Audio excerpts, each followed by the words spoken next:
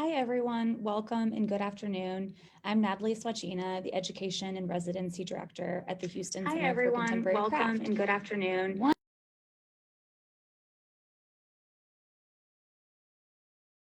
Doesn't help when you forget to mute your other video going on. Again, hi, welcome. Thank you all for being here today and our final installation of our resident artist talks here at the Center for this current cycle of resident artists. We're really excited to learn more about the process, the product, and the techniques of our three of our current 4 residents here at the Center.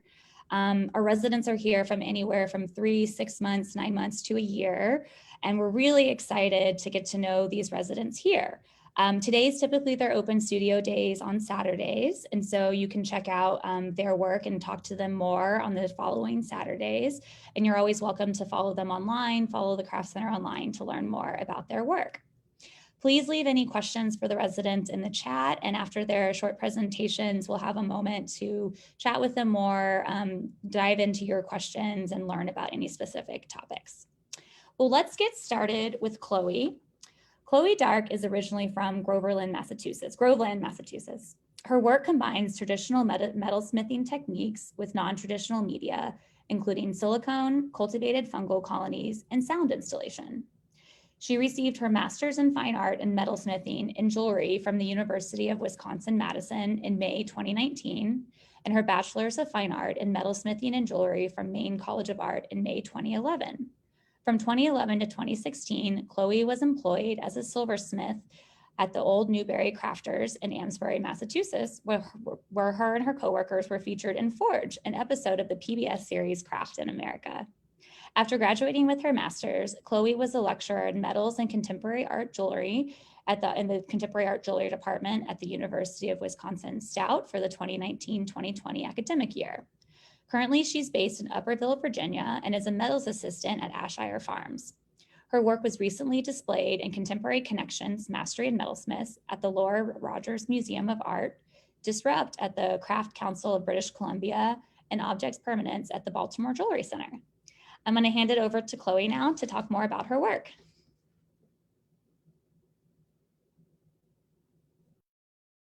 All right, hello everybody. So I've got a brief little presentation. So thank you, Natalie, for the introduction. And let's just get this started. There we go. So as Natalie said, I'm originally from Groveland, Massachusetts, and right now I'm based in Upperville, Virginia.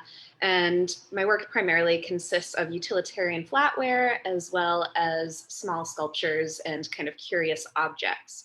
Since I took my first metalsmithing class as an undergrad at Maine College of Art in Portland, Maine, I've always been really drawn to the labor-intensive aspects of the craft, particularly forging. And here we go. After graduating from Mecca, I worked as a silversmith for 5 years at Old Newberry, as Natalie mentioned, and the business is one of the only remaining smithies in the United States that still produces silverware wrought from bars of silver by hand without the use of industrial machinery. So these first few images that I'm showing you are pieces that I made while I was still at Old Newberry Crafters, clearly pretty heavily influenced by traditional New England flatware aesthetics. And even though metalsmithing can be a really physical process and sometimes be a little tiring, I really love the repetitive nature of the process. For me, it becomes really meditative as I'm typically hammering the metal, turning it to one side, hammering that side, turning it again. So it becomes kind of Zen-like and meditative. And in addition to these aspects, I also really like using these kinds of traditional techniques to create pieces that are meant to be a little more functional, as well as objects that are a little more esoteric or sculptural. So while I was in grad school, I began this body of work that references medical and laboratory equipment from the past to the present, and also technologies that are going to be implemented in these fields in the near future. My interest in the subject started with this particular piece, which was inspired by the cordyceps fungus. And if you aren't familiar with that, it's a fungus that's parasitic and infects different insects living out in nature. So the way that it works is an insect like an ant will inhale the spore of the fungus, and it actually takes control of the ant's brains, and it directs it to climb up as high as it can into the canopy of the forest. And the insect will die while it's attached to a tree, and then the fungus blossoms from its head and body, and then it rains down more spores onto the forest to continue the cycle of infection. And while the fungus only affects insects in the real world, I wanted to design this piece that would sort of relate to this fictional narrative of the kinds of implements and tools that you would need to extract and study this kind of parasitic fungus infesting humans. So here you can see the tray is sort of like it's in use. So the small silver utensils in the center of the tray are all threaded and screwed so that they can screw into that wooden cherry handle on the top right. And then sort of at the bottom, there's a round magnifying lens that's housed in a silver cylinder with two doors that can be slid open to either use the lens or to protect it when it's not in use. And then finally, the object with the long chain is meant to be a tool that mimics the shape of the fungus so that you sort of have to lure it out of the human body, and then you can poke and prod it. While my work is heavily inspired by historical surgical and laboratory equipments, I also like to pair these references with contemporary technologies, or ones that are soon going to be implemented in the field. So this piece features a silicone organ that was cast from a mold I made of a pig kidney. And in my research, I had learned about stem cell organs that are made in laboratories. And so far, it's pretty much just been tested in rats. But in theory, it should be able to work in people. So essentially with this process, somebody donates an organ, and then in a laboratory setting, all of their DNA and proteins and genetic materials are actually scrubbed from the organ, and you're left with this kind of like ghost-like shell of the organ. And then the recipient's stem cells are extracted and grown onto the organ itself so that when it's implanted in them, the body won't reject it as a foreign entity. So a lot of the pieces I make, I'm playing with this kind of anachronism. So you can see that in this piece where we've got the like kind of contemporary stem cell grown organ sitting on a surgical tray that's also really referencing domestic serving platters. And in addition to these kinds of tools and utensils I like to make, I also like to push this fictional narrative about pathogens and parasitic organisms being studied by making objects that at first glance might appear to be real organic specimens, but upon further examination, it's revealed that the pieces are fake, typically made out of metal, enamel, silk, and plastic. When people look at my work, I want them to question how much of what they're seeing is based in reality and how much is complete fantasy that I've created. So with this piece, Growth Dish with Organ, an organism is emerging from a chicken heart. And during an exhibition where this was displayed, I changed the organism that was growing out of the heart over the course of 5 days. So it seemed as if something was actually growing. And anybody who was a repeat visitor or just walked through the gallery, it was really amusing to see their reactions to it, because they came up to me and they were really unsure if what they were seeing was fake, or some of them were actually convinced that it was a real kind of specimen. When I'm designing these objects, I like to have some sort of action or task that they would theoretically complete in mind, even if it's not immediately obvious to the viewer as to what it does. And some of the pieces I make are really influenced by not just the surgical tools and medical instruments that I'm looking at, but also the tools and machinery I use in my own studio. And also my dad is a dentist, so a lot of the pieces I make are inspired by the tools that I grew up seeing him using in his dental practice. I also really like making pieces that have the implication of some sort of action or movement, but no visible moving parts or clear way that you would handle or activate the tool. Playing with the scale in my work also helps me to transform an object that could be easily usable into a piece that's impractical for what it's intended to do.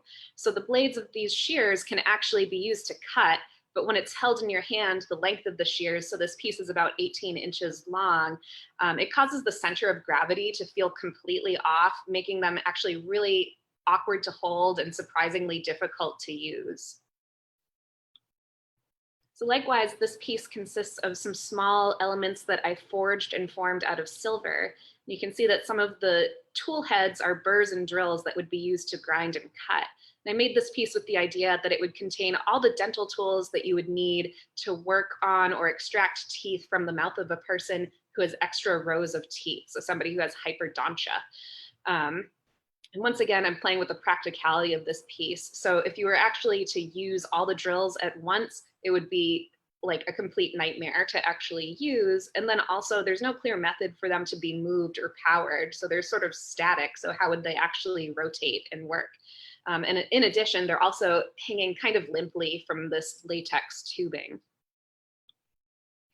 I also want it to be ambiguous as to whether the object the viewer is seeing before them is meant to help or harm a person. And this piece is directly inspired by historical and contemporary gynecological tools used on women to manipulate the body during a pelvic exam or childbirth. And this kind of control or manipulation of the body can feel really invasive, even when it's being done for beneficial purposes. While some of my pieces are highly polished and clinical looking, others are intentionally organic or have a kind of grungy feeling. And this, in some ways, comes from how I interact with my own tools in the studio. Whenever I get a new hammer or a stake or even a brand new sketchbook, I always hesitate to make the first mark or use it because of the perfect condition that these materials come in.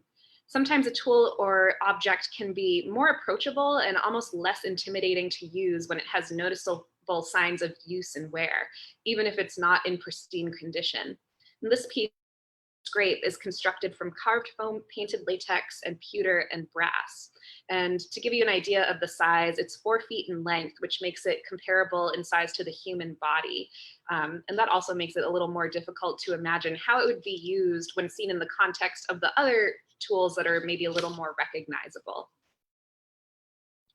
It also has a rougher, more tactile surface than some of my other pieces. So the latex that's painted on is kind of sloppily painted and bumpy.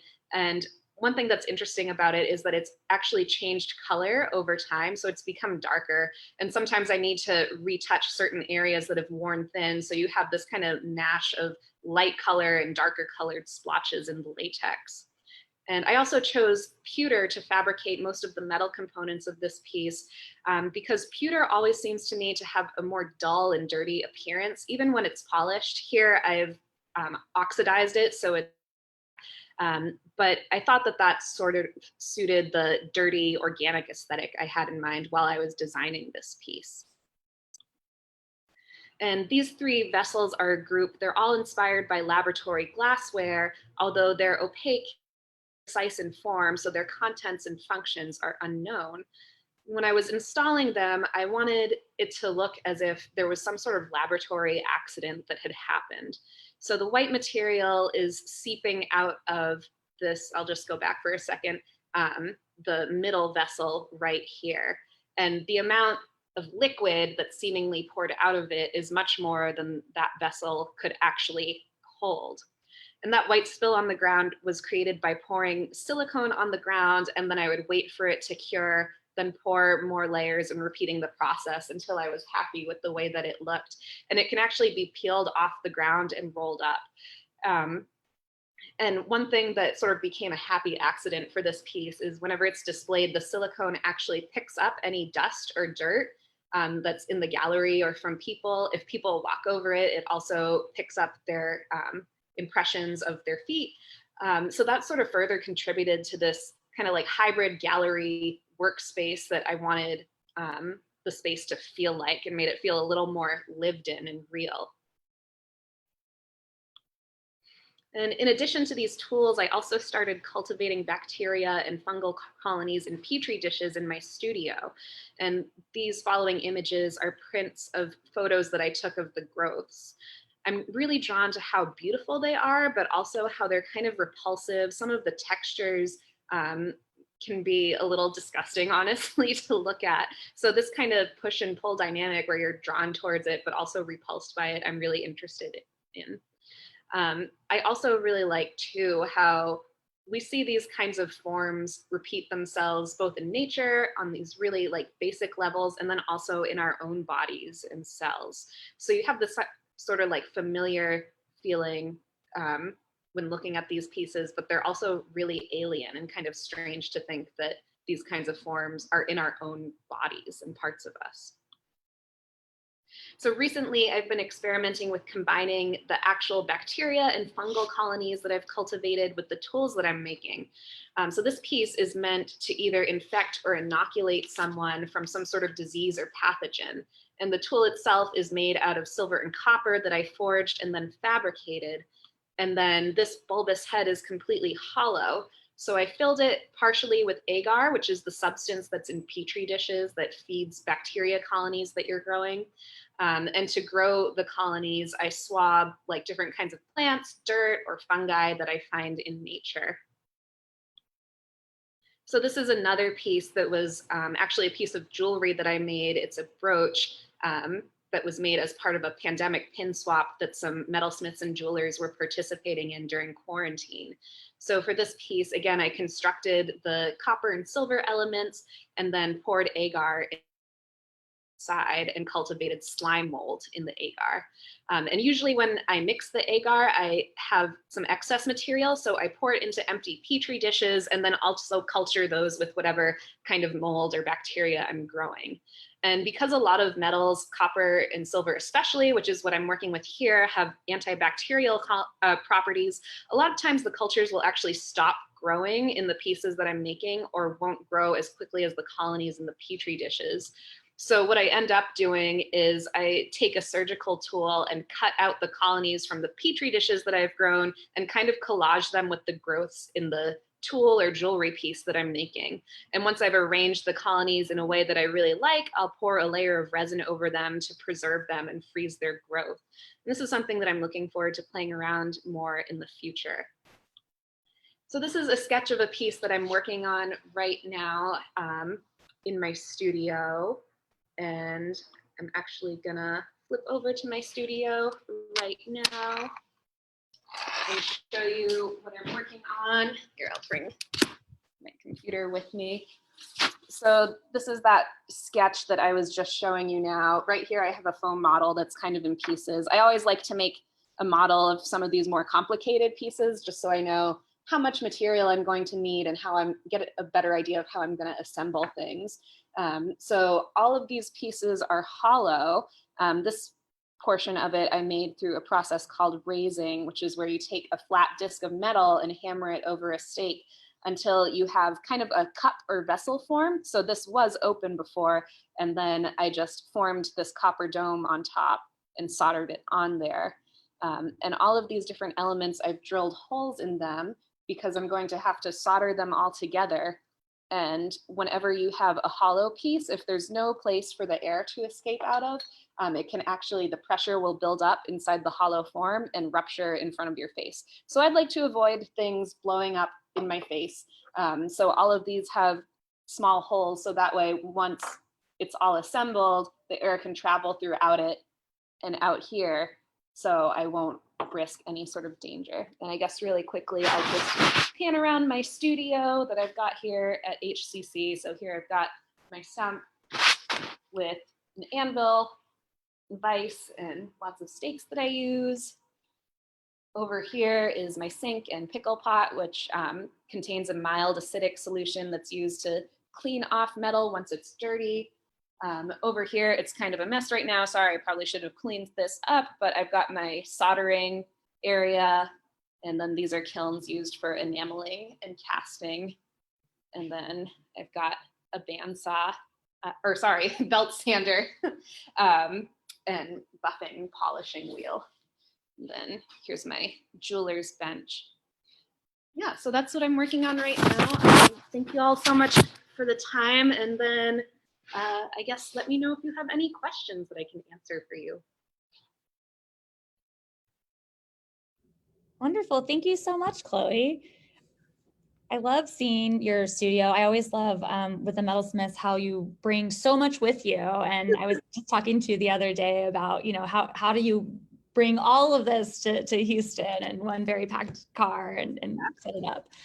Yeah. So if you have any questions for Chloe, we do have one question, then I have some questions myself.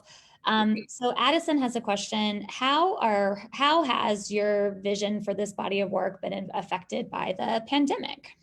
That is a really great question, because when I started out with this body of work, some of the pieces definitely had sort of, whether intentionally or not, a more kind of like nefarious or almost kind of conspiracy theory kind of element to them of, oh, is this meant to help somebody or is this infecting somebody?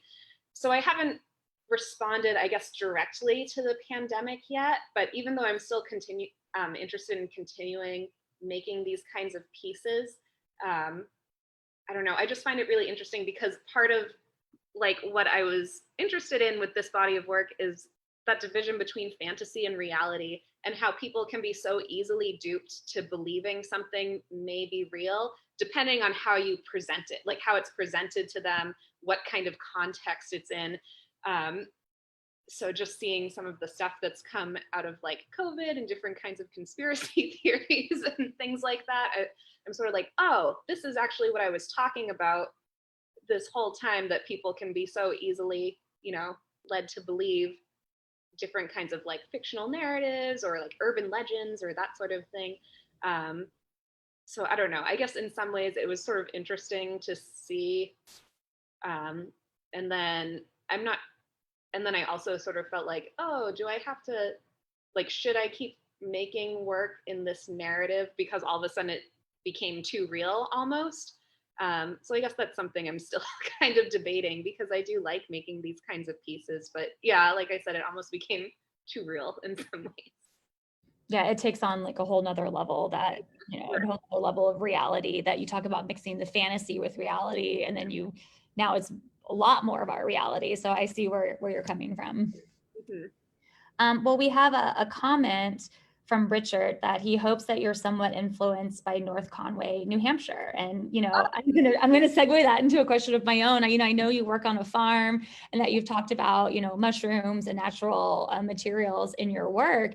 And I think that's such an interesting influence. And you think about the slime and how it's picking up, dust and prints in this surgical world, this metal world, and then this natural world that's all kind of meshing together in your work. Yeah, definitely. Yeah, I'm definitely missing North Conway right now.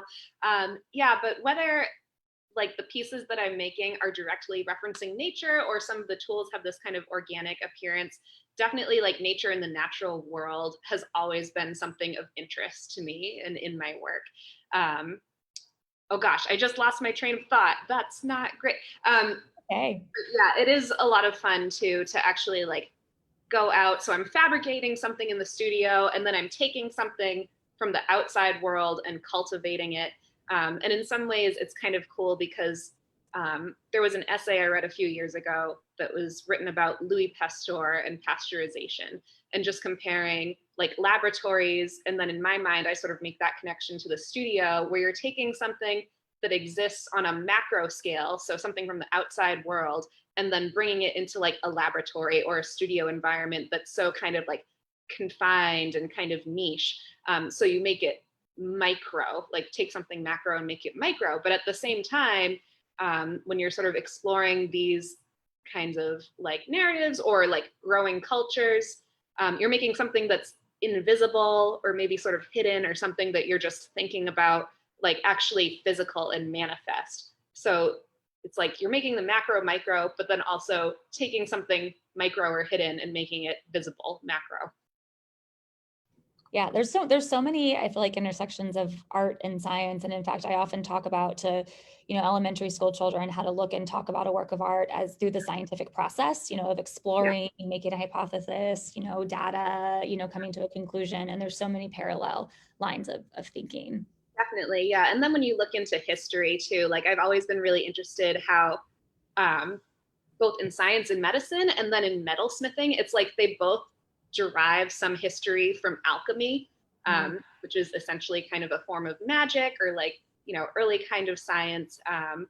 So it's interesting to see how the things that I like to explore, so these kinds of tools, they also have this kind of parallel history with like the craft and the field that I'm in.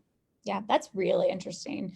Okay, so I have one question speaking of tools. So when you're talking about the work shear where, you know, the sisters are off balance. So in your process, you know, you talk about making a mold first and models as well.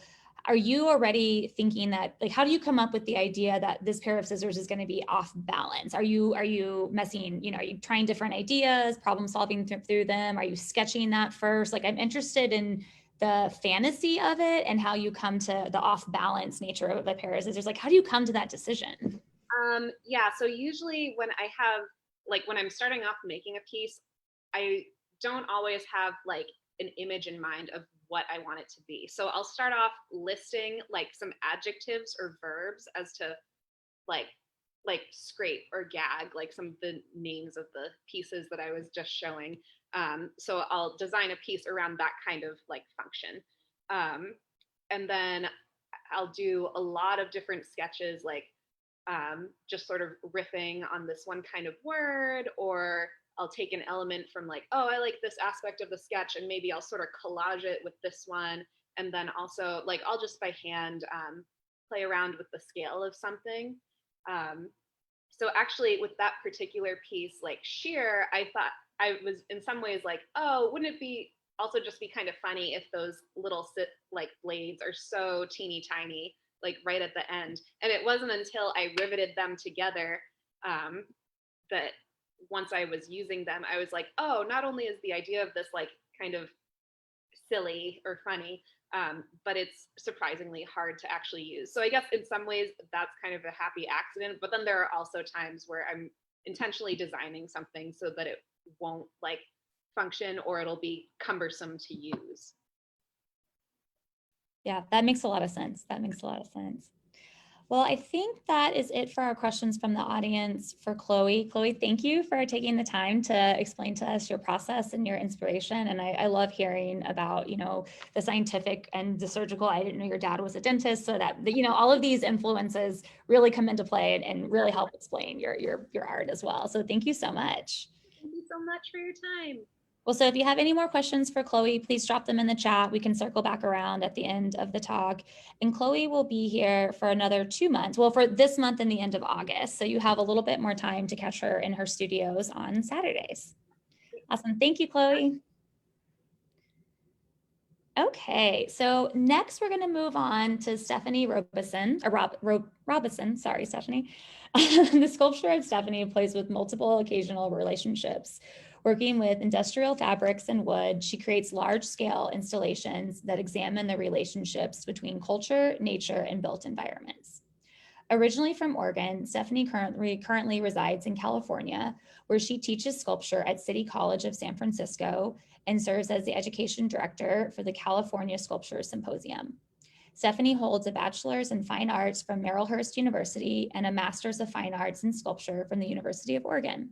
Her work has been exhibited at Watacombe Museum and Tacoma Art Museum in Washington, Marin Museum of Contemporary Art and Orange County Center for Contemporary Art in California, and the Peter Robinson Gallery in Alberta, Canada, Weiser Art Center in Kentucky, and Site Brooklyn Gallery in New York. And Stephanie is just here until the end of this month, so you have a couple Saturdays to catch her before she goes back to California. So please come in and visit Stephanie before she leaves. Stephanie, I'm gonna turn it over to you.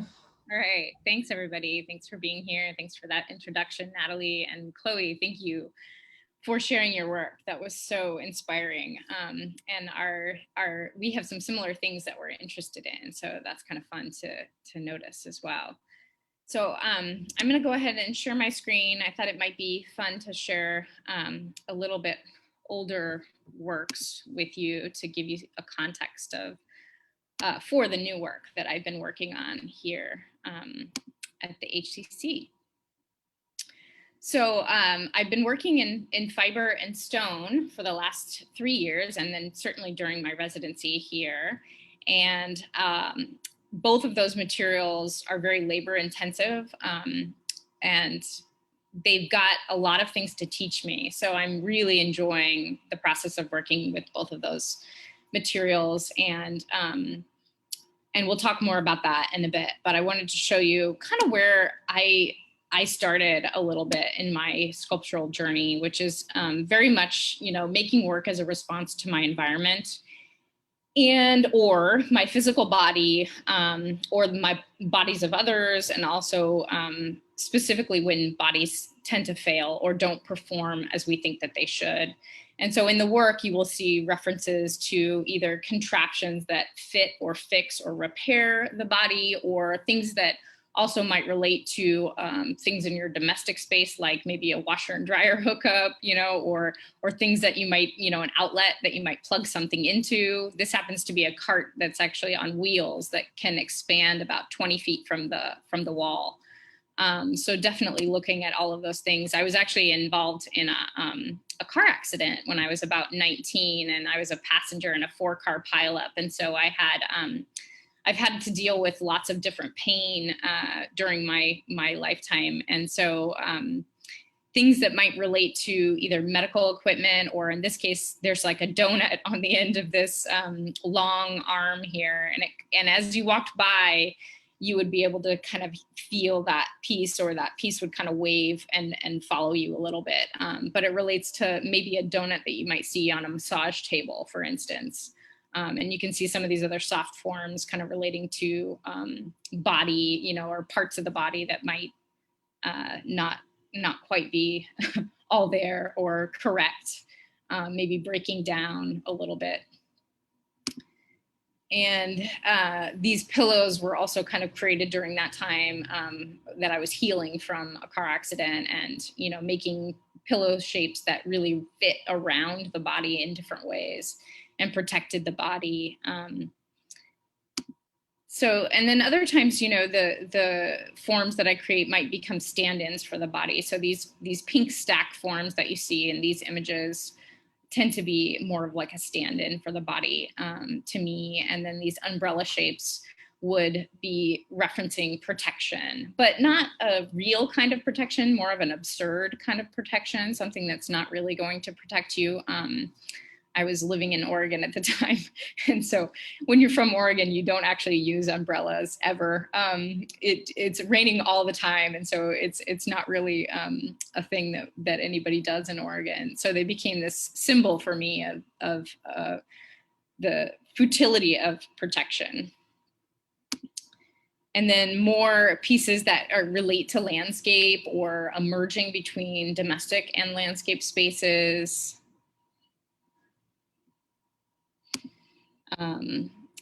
Other pieces here. I wanted to show you the relationship of some of these really large installations, and then also what I was doing carving stone. So this whole time I was kind of teaching myself to carve stone and learning from other people. And I built this large installation with this recessed blue vinyl space. And just to give you an idea of scale, this space is actually big enough for me to lay down in. And so, and it's somewhat of a boat-like structure, or meant to remind you of a boat. And then I also carved this piece in marble and was playing with recessing and upholstering the interior of that space in blue vinyl. And of course, there's other things that we could get into to talk about with these, but I don't want to take up too much time. So, these are, well, this piece on the left is another installation that I did with wood and fabric. This is actually a ripstop nylon. So it's got a blower up top, this big smoke cloud. And just to give you a sense of scale here, the smoke cloud itself is about 10 feet high. So, so that kind of tells you the scale of that piece. It was really fun to do. And I was thinking a lot about facades or truth, right? And how do we know when something's true? Maybe even thinking about a stage set or something like that, where you walk around it and it reveals what's happening on the backside. And that was also true of the previous boat-like piece as well. When you walked around that piece, you kind of saw that the facade broke down and you would see the backstage of what's going on. And I also embedded mirrors in these vinyl bricks. So I made all of these vinyl bricks and I embedded mirrors in them. And what I found happened is that the brick is a solid volume, but when you put a mirror in it, it looks like negative space, even though it's still a solid volume. So that was a really interesting like sculptural thing that happened. And I really liked the idea of exploring the mirror further and what it could do in terms of activating space. These are some other installations. The one on the right I did for Tacoma Art Museum, and it's called Wrecking Ball Cloud, and it's a kinetic piece. So that wrecking ball actually moves in the wind.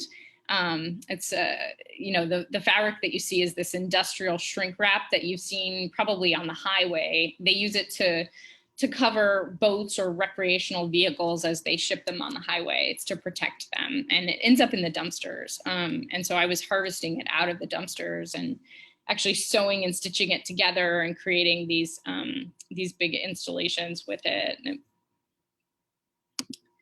this is another installation I did with that same fabric.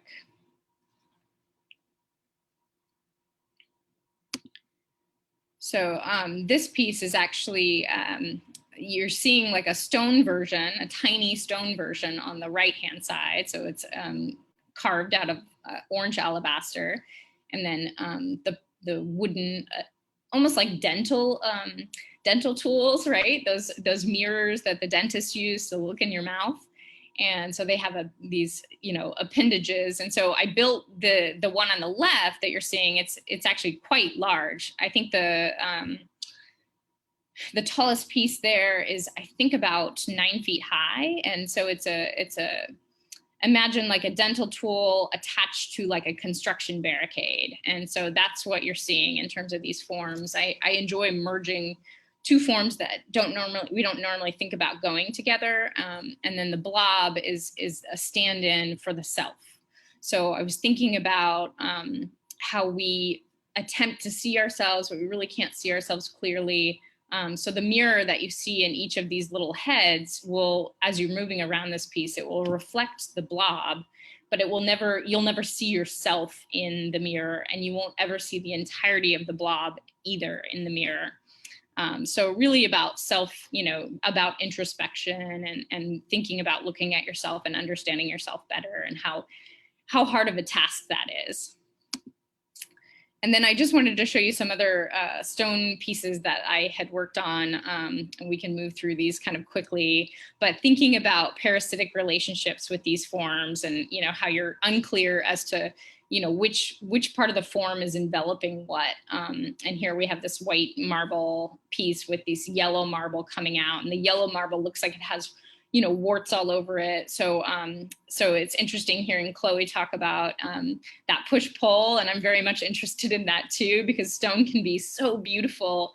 And I try to subvert that beauty with some of the choices of textures and things that I make, so that you're seeing that as a secondary. And so as I experimented more with stone and with fabric, I started combining the two and being interested in what I could do with that. So here you're seeing, you know, on the left, like some travertine and some wood, and then there's some brass here. And then I've got some fake fur, and then I've needle felted on top of the fake fur.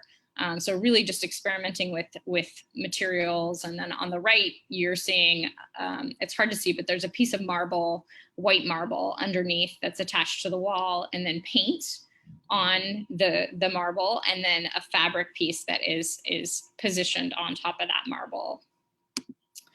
And then that leads me to my more current body of work, you know, which again is mostly combining this needle felted wool and then stone carving. So I'm carving stone and adding texture to the stone.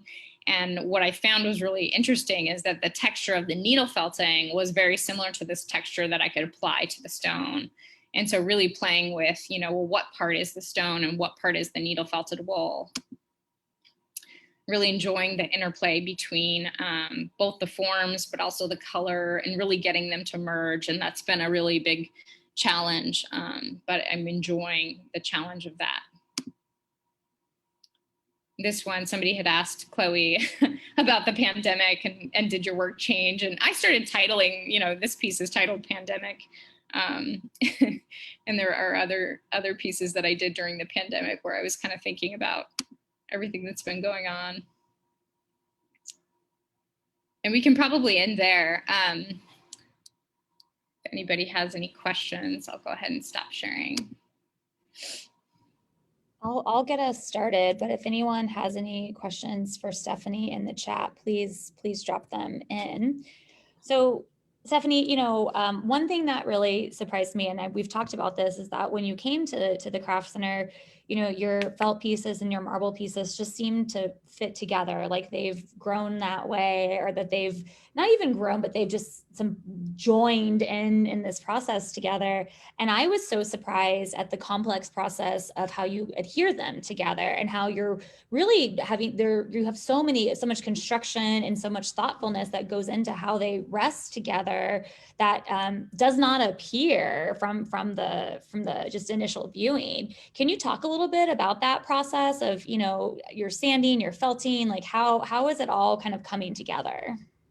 I think what I found out, you know, through trial and error in creation of these pieces is I found that if I got too far with either the needle felting or the stone carving, that they really wouldn't fit together in the way that I wanted them to fit together.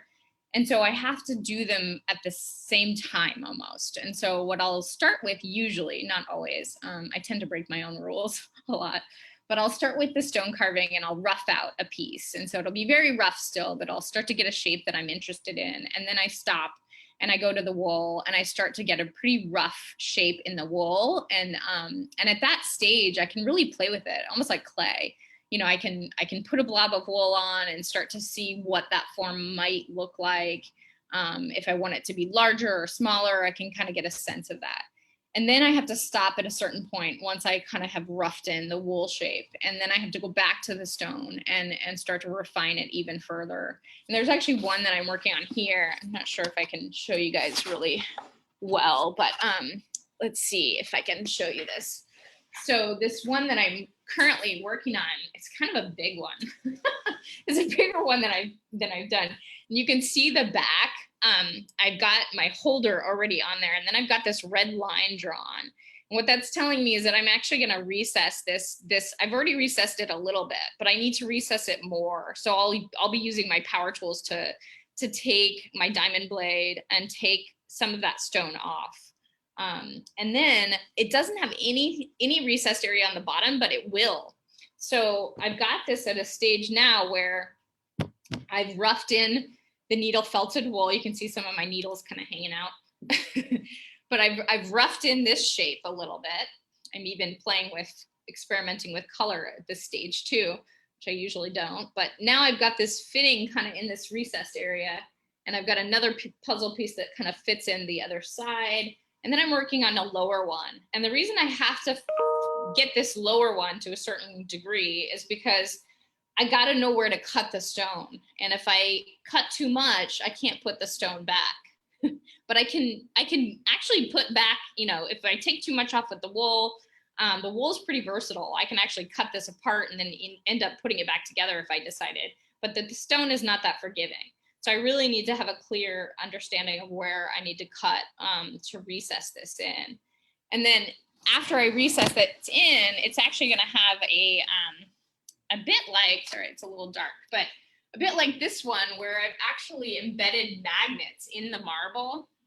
And then I needle felted this so hard that I actually have drywall screws, because it's so hard that I can drive a drywall screw in there, and then I can add them so that they attach to the magnets. So that was the part that was so surprising. I think when I first came in your studio, and you almost blew my mind of like, what, they're attached by magnets and the fitting. Like it was not what I expected. And I still, it's very satisfying to watch you put them together. It's actually very satisfying to put that one together. I keep taking it apart and putting it together. It's pretty fun. That's really great. So I know you mentioned, like, Chloe, you look at, you know, the outside world and these symbiotic relationships, but are you looking at anything in particular for these shapes? Like, do you start with a sketch? Are you really just starting with these, you know, the raw materials themselves? You know, they do look like like, some kind of fantastical organisms, but they also look like, doodles that could happen as well. How do you come to just even the basic idea of them? I think I'm really letting myself just play. I mean, I think that, through play, like we sort of think of that word as being not very important as adults. And we forget that play is like that's discovery. And that's actually where learning occurs, right? So I'm trying as an artist to really allow myself the freedom of play. And so one of the ways I can do that is by going into my stone pile and just start, cutting and roughing out, and then getting to a point where I'm like, oh, that form's kind of interesting, but not resolving it. And then taking it inside and starting to play with the wool and try to see if there's some sort of relationship that can come. And for some of them, I make stories. Some of them will definitely remind me of certain things, but I'm pretty set on having associations that are open enough that people can bring different things to it. And it's been really fun having people come in the studio and say what different things look like for them, things that I wouldn't have thought of. But definitely they remind me of certain things, and the titles can kind of lead you in a certain direction, but nothing definitive. Yeah, I notice when I come in your studio, I always want to personify them. I call them them. I want to say he or she. There's just something about them that I want to talk about them as people, not just sculptures on a wall. And I think there's something about their form and their relationships. So when you talk about play, that also, makes me think about learning as well, and how you were talking about, to me earlier in your studio, learning to needle felt yourself and teaching yourself this, and then getting or becoming more ingrained in the community. Could you talk a little bit more about, taking a new skill, not necessarily new to you anymore, because I know you've been working with this for a while, but something, you're taking a new technique and incorporating it, and then learning within this larger community of fiber artists?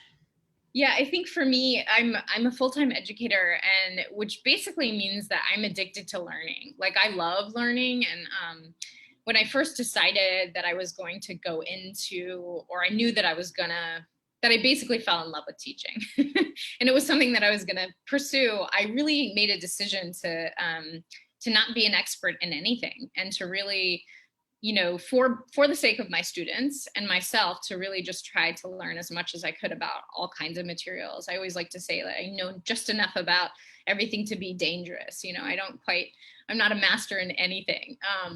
And so it feels great to always be learning. And I think that keeps things fresh. And for me, I feel like I still have a ton to learn about both stone and the wool. Even though I've been engaged in my love affair with stone for many years now, it still teaches me things every time I go to use it and work with it. And in terms of the fibers community, they're just so lovely. I met some really cool people here locally, and a very lovely woman who's part of the Weavers Guild. She actually gifted me some lovely wool, and I've been testing. She also gifted me some silk, which is around here somewhere, which is so crazy because this silk is actually not dyed. The worms make it this color. Which I thought was crazy awesome. And so she taught me that I could actually blend. Silk doesn't needle felt, but the wool does. And so I can blend it with this. And so I'm having fun in these last weeks of my residency, blending and making these different blends, essentially, that I'm going to be attempting to work with, and see how that goes. Well, that's a great segue to wrap up your presentation and say you have a few more weeks to come see this experimentation of silk blends with wool and to see what happens. I know I'll be popping into your studio to yay. Out. But for everyone else out there in the Houston community, you have limited time to come see what happens when you blend silk and wool together. Come on by. Well, Stephanie, thank you so much. We've loved having you as a resident. Stephanie's completing her residency this month at the end of July and is going back to California, but you can, of course, follow her on Instagram. You can link to that through our social media as well. And we've just really enjoyed having you as part of our community, Stephanie. I have loved being here. It's been amazing. Thanks so much. Awesome. Thank you so much. Well, so now we have one more resident. Last but certainly not least, we have Michael Velliquette. Michael constructs stunningly intricate works made from paper. He's been a working artist for 20 years and participated in over 150 exhibitions in museums and galleries in the US, Europe, and Asia. His work is in the permanent collection of the Chasm Museum of Art, the San Antonio Museum of Art, the Art Museum of South Texas, Racine Art Museum, and the Microsoft Collection. He has participated in numerous residencies and cultural exchange programs, including the Art Pace International Artist in Residence, the John Michael Kohler Art Industrial Program, the EU ARCA, and should have asked you about that one earlier, and in Kassel, Germany. Michael's a member of the Paper Artists Collective, a global community of artists and designers dedicated to the medium of paper. He's represented locally here in Houston by David Shelton Gallery, just down the street from the Craft Center. And he's currently a faculty associate at the University of Wisconsin-Madison. And Michael's here also till the end of August, so you're all very lucky that you have another month to come check out Michael's work if you haven't yet. Michael, I'm gonna hand it over to you. Awesome, thank you. Let me share, here we go.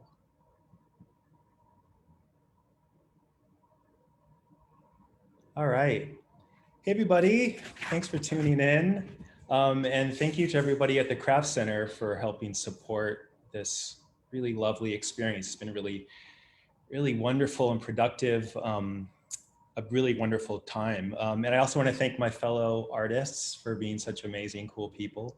So much of a residency are the people that you're around. So it's been super awesome getting to work with all of this group. And I also wanted to thank all the visitors who have come through my studio the last 6 weeks. It's sort of, I was telling Natalie, it's like humanity TV. Like I just sit here and people just come in and just, it's like, what is gonna happen? But there've been some amazing comments and just reflections on my work that have been really valuable. So I've really appreciated it. It's like, sort of like having a 3-month art opening. So I'm a paper artist, and this is an example of my work. A recent piece, actually. I brought this with me to finish here at the Craft Center, and I finished it about a week ago, and I just shipped it off for a show. And so my talk is about how I arrived at this work, how I make it, how I think about paper. But before I sort of get to like the nuts and bolts about this particular work, I like to sort of talk about how I arrived at this work. I have to go back about 15 years to another residency that I did, which coincidentally was also in Texas, in San Antonio at Art Pace. And it's this piece. So this is around 2004. I got my MFA and finished my MFA in 2000. And then 2004, kind of in that time, I had been developing these large mixed media environments. And how they would begin is I would just go into a space and bring, I worked with a lot of materials I could work with really quickly, like cardboard or tinfoil. And I would go in and work and just start building things in this space. I wouldn't start with a specific plan in mind. I was sort of interested in these creatively generated processes that weren't predetermined. And I'd work every day and create what I kind of thought about as sort of sculptural doodles, or they'd be interventions in the space. And then over time, depending on how long I had to make the work, the finished piece would be kind of the sum total of all of the things that I had made in the duration of the life of the piece. And so I always in my work, but particularly in this piece and a lot of the work I was making at this time, I was really into this sort of handmade aesthetic. And so like you'll see, I was using cardboard and tinfoil and plywood, and there's plastic tarps and felt, and paper was a material I used in this work. And it was one of the ideas was that first of all, I could work quickly, but also this idea of making something special out of something that was so banal and everyday. And I think that that's also an idea that's embedded in the work I'm making with paper still. And another component I think of this work was just this idea when the viewers go in, it's like they would recognize the materials, but then they would also have to see them as something different, like, oh, that's tinfoil, but no, it's a vine growing on a gazebo that's made of cardboard. And so I like the idea that our imaginations have to conspire to imagine material to be something that we sort of know it's really not meant to be. So shortly thereafter, this was around 2004, I got a studio space. I hadn't had a real dedicated studio space for a while. And I sort of understood that sort of like working in space informs the work that artists make. And the way that like we work in spaces, but spaces also work in us as artists. And a discrete studio space, I think sometimes has a way of producing discrete objects. And I didn't go into the studio intending to make this work. I was making some studies for some larger installation pieces, but I had some colored cardstock left over from the art paste piece. And I started making some studies and I made this piece. And this is about 12 by 12 inches, and it's just colored cardstock cut and very low relief. It's maybe ½ inch tall. And when I finished it, just like something clicked, like a whistle or bell went off. And there was something about the kind of unity of the material, which was sort of, I was interested in. There weren't a lot of mixed media bells and whistles, but also that it sort of created a sense of intimacy and immersion by drawing the viewer in a way that I was also thinking about doing with the installations. And so I kind of got hooked. And so I wanted to explore more. And so then I made more of those. I made about 12 in a matter of like a week or a week and a half, just sort of like thinking about what they could be and exploring cutting. And then I just really kind of got hooked. And I started showing them. That helped a lot. Like I was getting some like positive feedback, and I had a lot of opportunities to show the work and to make it. And so I was making more. And so over the next, say 5 years, I just got really hooked, and I produced about 200 works. And this was the first solo show I did of this work out of that kind of original series. And they started growing in scale. So they were 12 by 12 up to 36 by 60. And then I just kind of went kind of gangbusters. And for like the next few years, I was just kind of exploring a really wide range of pictorial themes and you know, they were kind of psychedelic and symbolism. They were symbolist. I was interested in symbolism and surrealism, and just sort of, they're very colorful, you can see. And sometimes I would use commercially found paper that I would just get at the craft store, and then sometimes I would paint the paper ahead of time and move back into it with drawing. And then, you know, but what happens like with any kind of arc in an artist's kind of work is, first of all, I kind of had a break with this work. I was doing some other big projects. And I just kind of got like, not burnt out, but I just sort of exhausted everything that I was doing. And I couldn't think of what to do next. And so a friend asked me, why do you use paper anyways? And I was like, oh, that's a great question. I've been working with paper for like 5 or 6 years. I never really asked that question. It was really convenient and it was there, and I liked what I could do with it. But so I thought I would start kind of turning my focus to paper itself. And so I was kind of researching the history of paper. And these were some of the things that I discovered sort of when I started thinking about paper again, really through the lens of the material first, not necessarily what I could make out of it. So paper is one of the most ubiquitous materials on the planet. I bet everyone who's tuned in today has touched paper today in some form. But it's a material experience it's not really special. We're familiar with, but it's not a special experience for us. Really special kinds of paper are like, usually it's like what's printed on the paper, or money, right? Or like a love letter from, your beloved. But the paper, unless it's like really fine paper, like an invitation or something, but it's not really something we think of as special. Paper also has a super long history in human culture. It's about 2,300 years old, and stuff that's functioned like paper for us even goes back, much older, vellum and papyrus. There's a great book on the history of paper by Mark Kurlansky, and he talks about how paper really developed as a technology in our culture as a surface for humans to record things on. And it's true that when we think about paper in the art realm of art, that's really how paper functions, right? It's a surface to write stories on, or poems, or to draw on.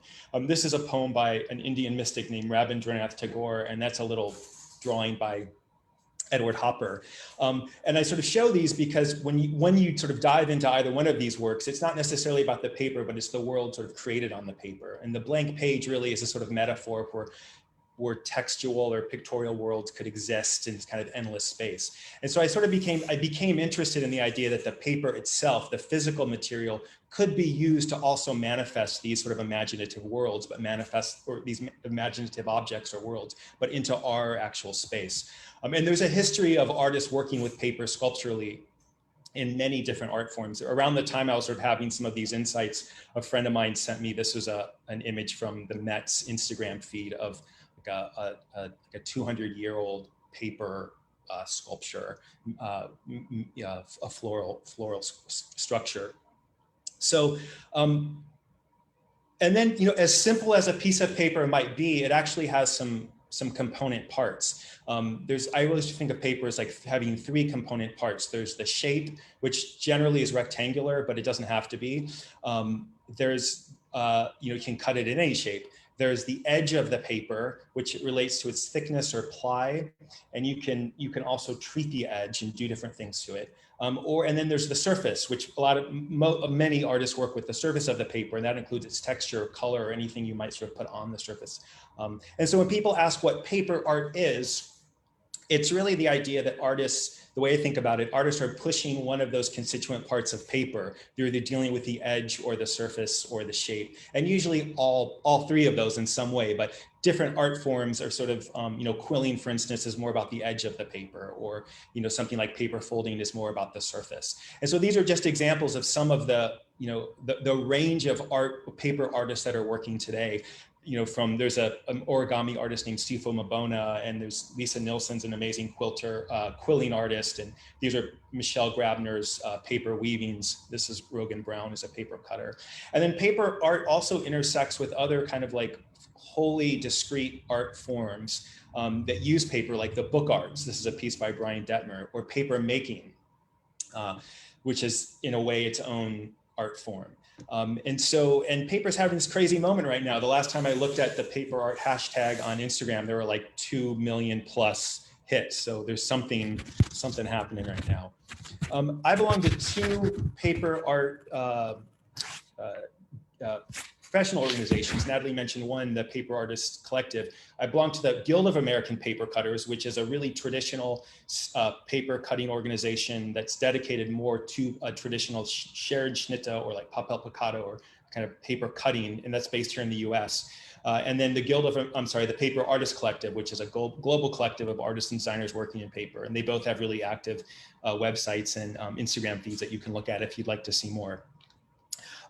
I don't work in any single paper art form exclusively. I look at all of them, and I just pick and choose from the ones that could serve my work, or I'm interested in exploring more in my work. And so how I began this current work was about 7 years ago. It was around 2016. I had a break from the paperwork almost altogether. And I went back to my studio, and I'm like, I have no idea what I'm going to make. And I started making some of those picture-based works again, and they look terrible.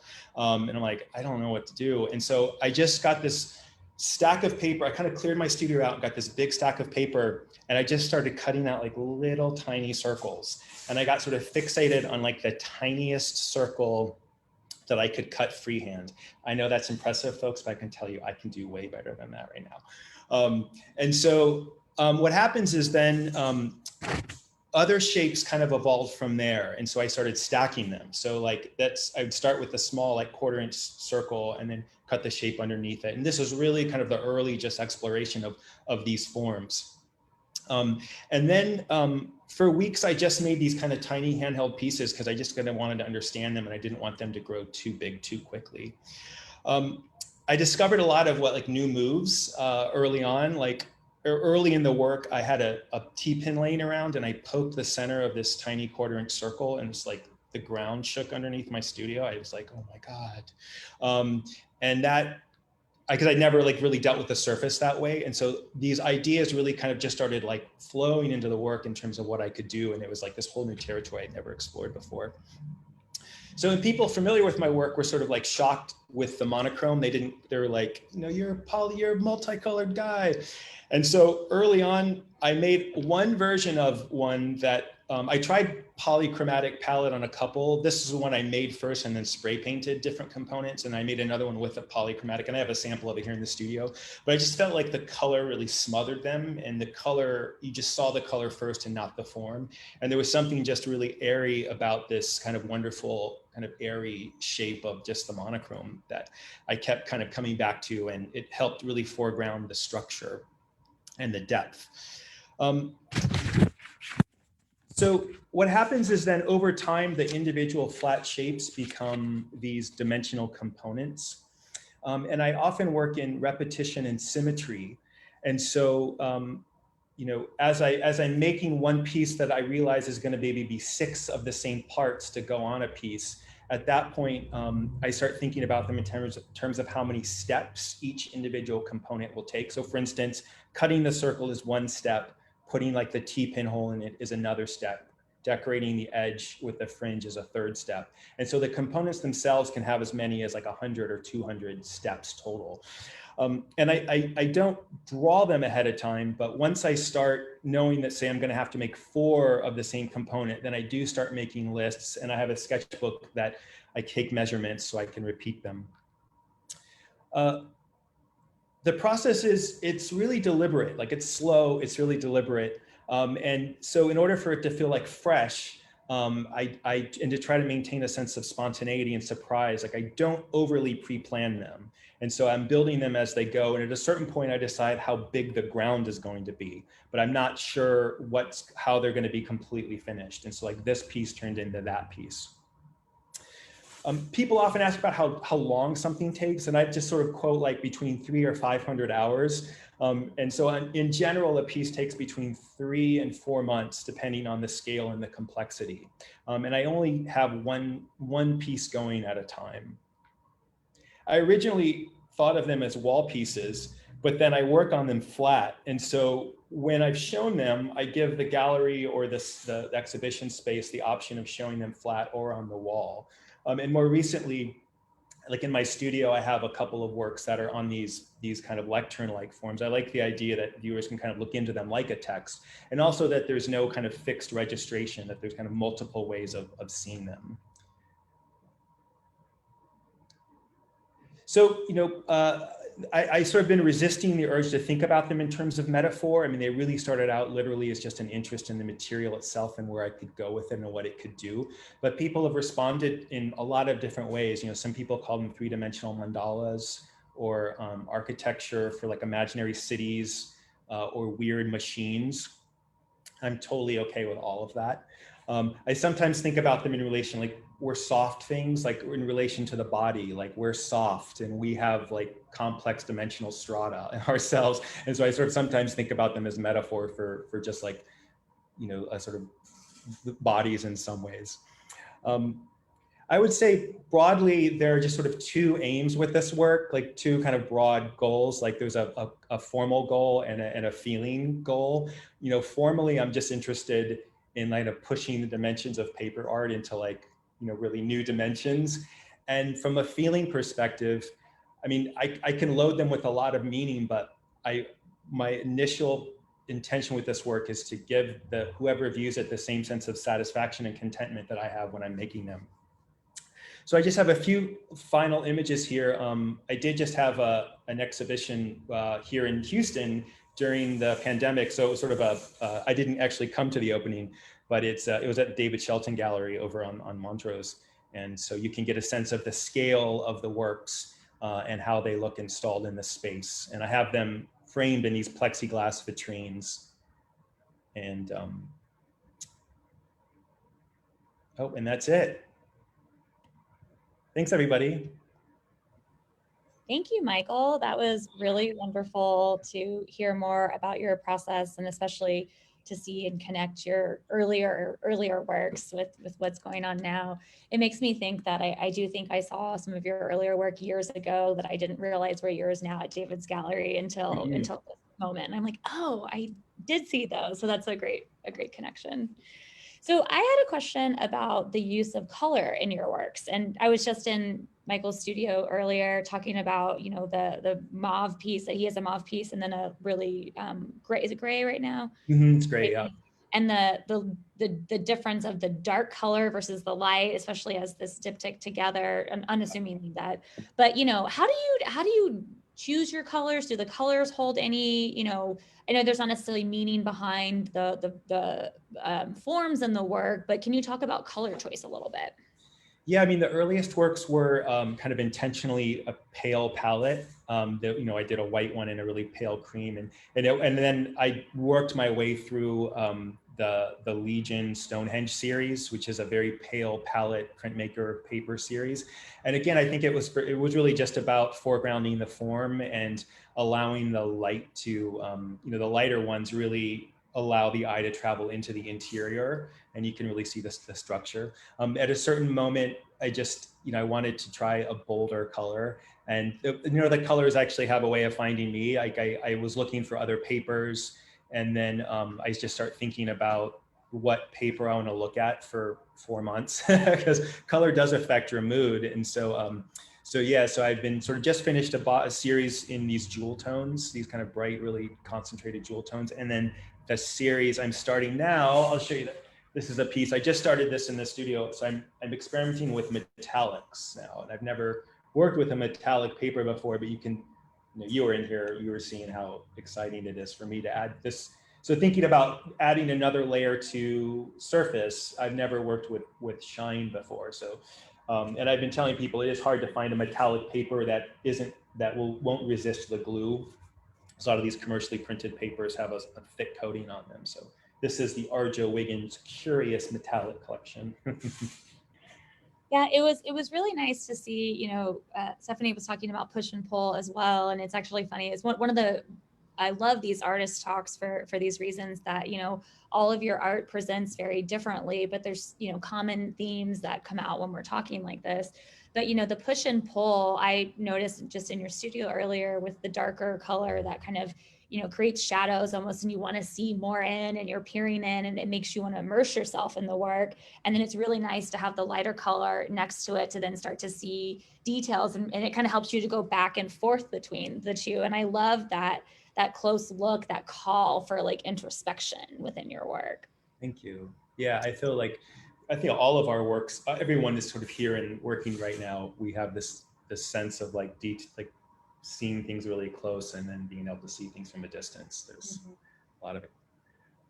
So I know that your works are not necessarily, metaphors for any type of surface or buildings, but I can't help but think to your Instagram, where sometimes you'll post these really ornate surfaces of architecture and different buildings around the world. And I wondered if you could talk a little bit about that as, perhaps an influence, or how does that work within your works? I mean, so ever since I was a little kid, I think so I've always been interested in what I now call, as like an adult artist, an aesthetic of abundance. And that's the idea of when you're looking at something, there's just like so much visual information contained within a thing that's sort of impossible to see it all. And it's always left me feeling like really full and really energized. And so certain stylistic and architectural movements, like Rococo architecture, or certain forms of like sort of Thai Buddhist architecture have always attracted me, because of the level, I mean, in terms of architecture, but all sorts of art that's always had just like an incredible amount of visual information in it. And so and when I was a little kid, I always fantasized or imagined these like incredible ornate spaces. When we were little kid, the first time I remember experiencing that is we went to the Biltmore Estates. I think it's in North Carolina. My parents took me there, and I was just like, I don't know. I was just really just transported by the scale of that space itself, and that's always been it's always been something that I've just sort of resonated with me. This idea of these sort of immense ornate spaces. Makes a lot of sense. I can see that. I can see that translate in your work. So you talked about making some early sculptures out of printmaking paper or printer's paper, and then you're talking about the metallic paper and holding glue. Is there any special type of paper that you're using, or have you experimented more with different styles? I feel like for your cutting and then pasting or gluing together, you must need something sturdy. Yeah, I always use so paper is generally rated in a couple different is rated in a couple different ways. There's bond paper, which is printer paper, and that has its own like weight rating. And then there's cover stock paper, and that's card stock essentially, or any kind of heavyweight. And it's usually more cover stock has more commercial applications, and so I generally work with something it has to be rated cover stock first and foremost for the sculpture, and that's a thicker weight paper. And then within that, there's sort of like grades of thickness. In the US, we call it weight, but in Europe, it's called GSM, grams per square meter. And so I use a fairly like high rated GSM, which is like 250 to 350. So it's a pretty thick, like heavyweight cardstock. Yeah. I'm sure you get that question a lot. Yeah. It's people want to know.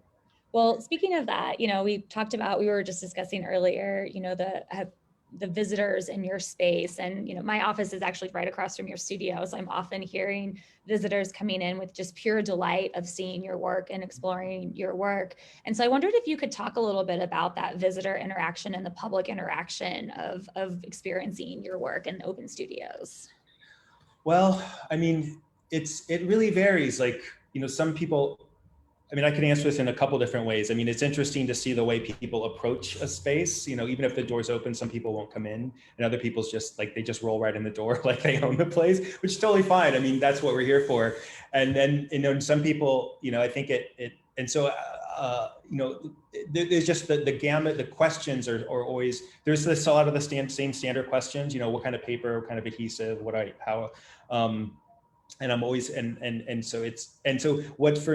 then other questions about, like why or how, or, what are the influences, or people will just tell me what they think that they are. And so I sort of love all of that, because it is just like I was saying before, coming out of not just the year of lockdown, but, my studio in Madison, it's not with other artists. I have no windows. I'm sort of I work kind of in isolation anyways. And I mostly show outside of the Midwest. And so I'm not often at the locations where my work is on view. And so to suddenly be like thrust into this environment where I'm getting like constantly feedback about the work, it's really been refreshing and really great for me, because I'm just learning. Even though there's certain things I know that people respond to, I still like, it's really good for me to hear all of that stuff, because it sort of reinforces or just opens up ways for me to think about the work, that I might not be able to do on my own. That's great. That's wonderful. Yeah. Well, Houston audience, again, you have a month and a couple weeks to come back and visit Michael's studio, to explore his work, to see this new gold paper that he's working on, and see how it transitions. I think that's all for our questions today, but if you have any questions, thank you so much, Michael. We really appreciate it. It's been wonderful to have you in Texas again, and to have your work back in Texas. And to be able to, to work with you here. And it's been wonderful to have you here as part of our community. Great to be here. Thank you. Well, thank you for everyone for joining us today. I want to say thank you to Stephanie, Chloe, and Michael for sharing their time and sharing their studio space with us today. It's always one of my favorite parts of the residency program, to actually get to talk to the residents, to view their studios, to see what they're working on, and be able to ask these questions.